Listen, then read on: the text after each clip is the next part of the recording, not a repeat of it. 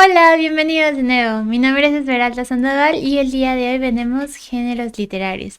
Recuerden que si tienen cualquier duda pueden dejar sus comentarios en el chat. Habrá un grupo de maestros dispuestos a responderles a la brevedad. Muy bien, el día de hoy nosotros vamos a ver el tema de géneros literarios, así que vamos comenzando. Perfecto. Los géneros literarios. Dentro de estos nosotros tenemos el que se conoce como ensayo. Un ensayo es conocido y fácilmente identificable porque consiste en desarrollar un tema de manera libre y personal. Puede manifestar alguna idea u opinión, no tiene una estructura rígida y no requiere de documentación exhaustiva. ¿De acuerdo? Esto quiere decir que lo más importante de un ensayo es que el autor elija un tema que quiera hablar y lo desarrolle de acuerdo a sus perspectivas o ideales sobre ese tema. Veamos un ejemplo. Ensayo. El fenómeno del calentamiento global debe ser un tema de preocupación para los gobiernos de todos los países. ¿En qué consiste dicho fenómeno y por qué es grave? Se trata del aumento de la temperatura media en todo el planeta. Esto incluye a la atmósfera terrestre y la de los océanos. Existen datos científicos suficientes que demuestran que la temperatura está aumentando y que, lo más grave, el resultado de este aumento es el hombre y sus múltiples actividades que solo han deteriorado el medio ambiente. El cambio climático y el efecto invernadero no son consecuencias de la naturaleza. Es el resultado de la actividad del ser humano destruyendo precisamente a esa naturaleza. Mientras todo este panorama continúe, no se prestará la debida atención al calentamiento global y a sus múltiples consecuencias en el medio ambiente. Entonces, solo para recapitular, el ensayo debe presentarme una idea de acuerdo a una postura que el autor manifiesta y su desarrollo va a ser de acuerdo a cómo el autor quiera dar a entender o comprender este tema. Perfecto, pasemos con el siguiente. La memoria. La memoria es una obra escrita en prosa, generalmente de no ficción. Esto quiere decir que va a ser muy extraño que dentro de una memoria nosotros veamos aspectos como fuera de la realidad. Es muy característica porque es el autor quien está hablando de su propia vida. Es muy similar a una autobiografía. Vamos con un ejemplo para que quede un poco más asentada esta cuestión. Mi gobierno me mandaba a México, lleno de esa pesadumbre mortal producida por tantos dolores y desorden. Llegué en el año de 1940 a respirar en la meseta de Anáhuac, lo que Alfonso Reyes ponderaba como la región más transparente del aire. México, con su nopal y su serpiente. México florido y espinudo, seco y huracanado, violento de dibujo y de color, violento de erupción y creación. Me cubrió con su sortilegio y su luz sorpresiva. Lo recorrí por años enteros de mercado a mercado, porque México está en los mercados. No está en las guturales canciones de las películas, ni en la falsa charrería de bigote y pistola. México es una tierra de pañolones color carmín y turquesa fosforescente. México es una tierra de vasijas y cántaros y de frutas partidas bajo un enjambre de insectos. México es un campo infinito de magueyes de tinta azul, acero y corona de espinas amarillas. Muy bien. Algo característico de la memoria es que como es el autor quien está hablando de su propia vida, la narración está en primera persona y lo que nos vamos a encontrar es que nos va a dar las opiniones o perspectivas que obtuvo del lugar, situación o acontecimiento que está narrando. Pasamos con el siguiente, que es la crónica. Hay que tener mucho cuidado de no confundir la crónica con la memoria. Esto se podría llegar a dar en situaciones dado que la crónica, por su parte, es una recopilación de hechos narrados según un orden temporal en el que ocurrieron. Está narrada por testigos presenciales y puede escribirse en primera o tercera persona. Dado que es un testigo el que nos puede llegar a contar la situación y que puede ser en primera persona, es fácil confundirla con la memoria. ¿Cuál es la diferencia? La memoria se va contando de acuerdo al placer del autor. Es decir, si yo te quiero contar qué hice en la cena sin contarte qué hice en el desayuno o la comida, yo voy y lo hago. La crónica no. La crónica se basa en testimonios que permiten estructurarlo de acuerdo al orden en el que sucedieron las cosas, y así es como se te lo va a ir presentando. Normalmente destaca porque este orden se estipula tanto en horarios, momentos del día, actividades específicas o como tal el uso de horas y fechas. Vamos con el ejemplo. El 11 de octubre del año de 1492, tras la puesta del sol, la carabela llamada La Pinta iba avanzando unas 12 millas cada hora. Siendo las 10 de la noche del mismo día, el almirante ya había visto en el horizonte algo que parecía fuego, pero era tan poca la visibilidad que apenas si se podía distinguir. Llamaron a Pedro Gutiérrez, de profesión repostero, para que diera su punto de vista sobre esto, a lo que dijo que efectivamente parecía luz de una fogata. En ese momento, el almirante Cristóbal Colón ordenó que se montara guardia ininterrumpida y durante el tiempo que fuese necesario hasta que se divisara tierra, prometiendo a quien fuera el primero en verla que le daría un jubón de seda, aparte de los otros regalos que los reyes ya habían prometido. A las 2 de la mañana del día siguiente, La Pinta divisó tierra e informó de inmediato al almirante. Fue el marinero Rodrigo de Triana quien dio el tan esperado grito de ¡Tierra! ¡Tierra a la vista!, que estaba a escasas 2 leguas de distancia. Entonces, hay que recordar que en la crónica se basa principalmente lo que se atestiguó, es decir, dependiendo de las personas que presenciaron el acontecimiento, es lo que se va a ir narrando, y esta narración va a tener un orden lógico de acuerdo a cómo sucedieron en la vida real. ¿Perfecto?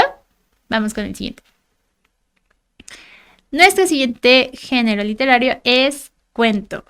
El cuento se conoce por ser una narración breve que está basada en hechos reales o bien ficticios. Está normalmente protagonizada por un grupo reducido de personajes y presenta un argumento sencillo. ¿Qué quiere decir esto? Normalmente va a ser un solo personaje principal que, de acuerdo a un objetivo, desarrolla una serie de acciones breves, cortas y presentadas de una manera más bien fácil. Vamos con un ejemplo. Había una hoja de papel sobre una mesa, junto a otras hojas iguales a ella, cuando una pluma, bañada en negrísima tinta, la manchó completa y la llenó de palabras. ¿No podrías haberme ahorrado esta humillación?, dijo enojada la hoja de papel a la tinta. Tu negro infernal me ha arruinado para siempre. No te he ensuciado, repuso la tinta. Te he vestido de palabras. Desde ahora ya no eres una hoja de papel sino un mensaje. Custodias el pensamiento del hombre. Te has convertido en algo precioso. En ese momento, alguien que estaba ordenando el despacho vio aquellas hojas esparcidas y las juntó para arrojarlas al fuego. Sin embargo, reparó en la hoja sucia de tinta y la devolvió a su lugar porque llevaba, bien visible, el mensaje de la palabra. Luego, arrojó el resto al fuego.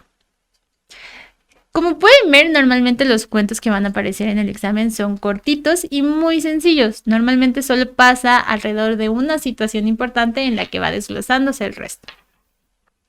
Es fácil de identificar por su sencillez argumentativa y por la reducida cantidad de personajes que suele presentar.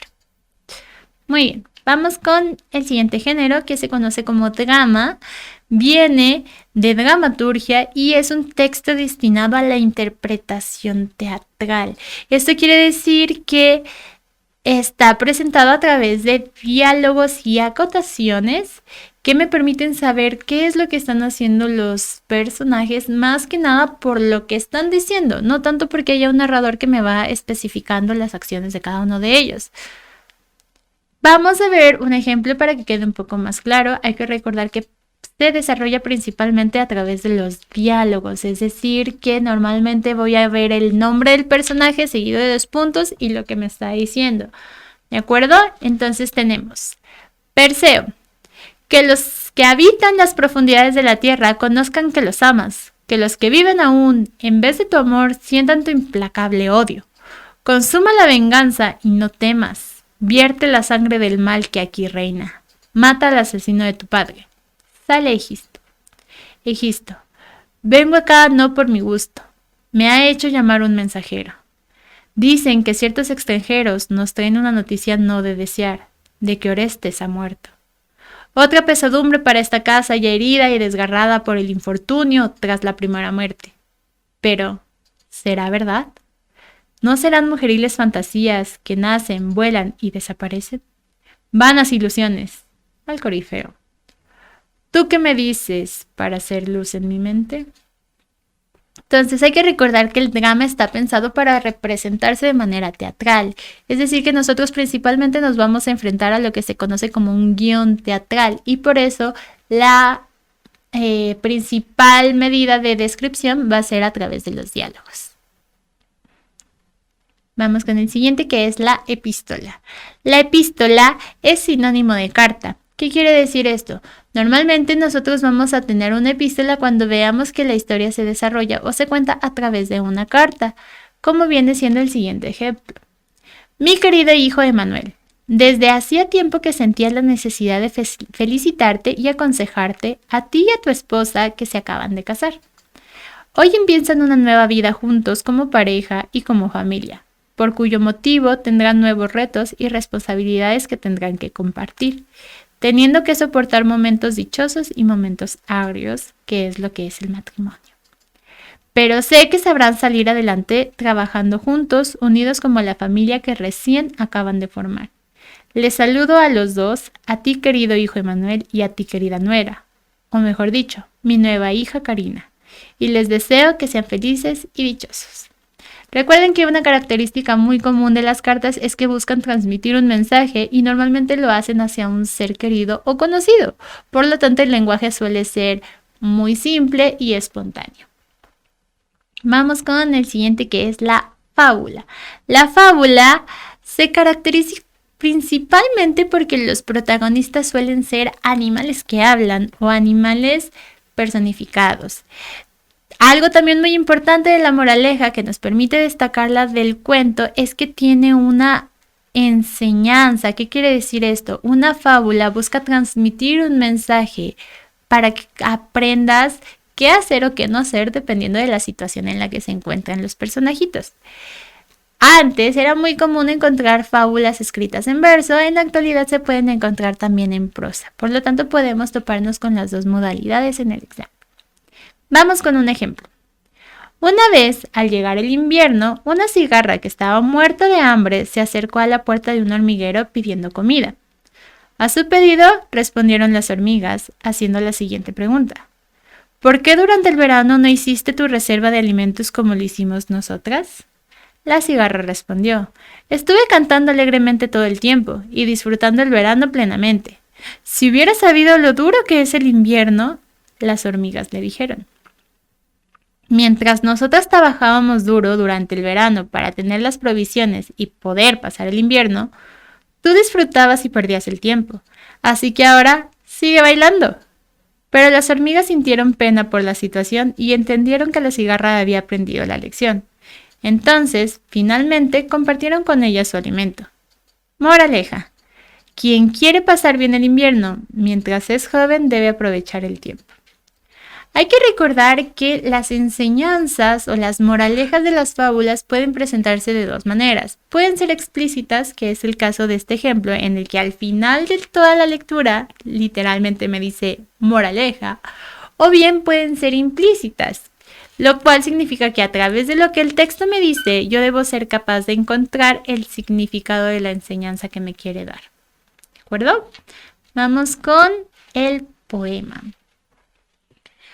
El poema suele escribirse en verso, pero también hay poemas en prosa. Normalmente los poemas lo que buscan es hablar de una emoción, sentimiento o acontecimiento que fue significativo para el autor. Algunos estarán rimados, otros no. Es importante que aprendamos a distinguirlos por su función, que es la de hablar de los temas globales, principalmente amorosos. Veamos un ejemplo. A veces tengo ganas de ser un cursi, para decir, la amo a usted con locura. A veces tengo ganas de ser tonto, para gritar, la quiero tanto. A veces tengo ganas de ser un niño, para llorar acurrucado en su seno. A veces tengo ganas de estar muerto, para sentir, bajo la tierra húmeda de mis jugos, que me crece una flor rompiéndome el pecho, una flor y decir, esta flor para usted. Muy bien. La mayoría de las veces nuestros poemas van a estar en verso, por lo cual identificarlas es más sencillo. Muy bien. Vamos con un ejercicio para ver si podemos poner en práctica lo que acabamos de aprender. La culpa es una de las emociones más difíciles de comprender porque involucra muchas variables. Se la ha denominado como emoción moral, emoción existencial y emoción cultural moderna. La antigua sería la vergüenza.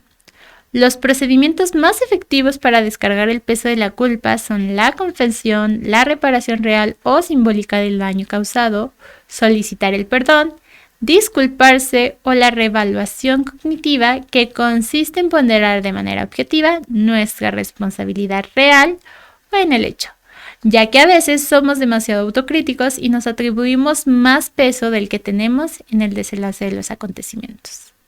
Muy bien. Pregunta: ¿a qué género literario pertenece el texto?